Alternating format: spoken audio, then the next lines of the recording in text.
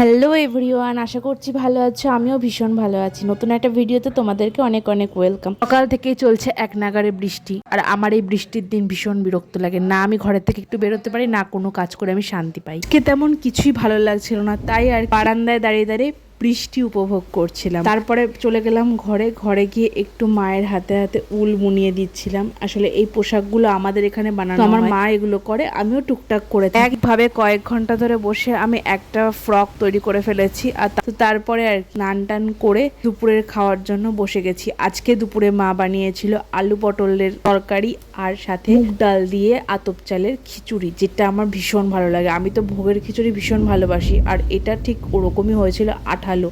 আর আমার আঠালো আটো খিচুড়ি খেতে খুব ভালো লাগে। তো সেইটা দিয়ে দুপুরের খাবারটা খেয়ে নিলাম। তারপর আর কি দুপুরবেলা একটুখানি ঘুমিয়ে নিয়ে উঠে পড়েছিলাম, কারণ আজকে যেহেতু বিকেলে টিউশন পড়ানো, টিউশন পড়িয়ে আসার পথে আকাশটা এত সুন্দর লাগছিল আর চারিদিকে একটা সুন্দর হাওয়া দিচ্ছিল, তো ভীষণ ভালো লাগছিল। কারণ বেশিরভাগ সময় আমি রাতেই পড়িয়ে বাড়ি আসি, কিন্তু আজকে একটু আগে হয়ে গেছিলো।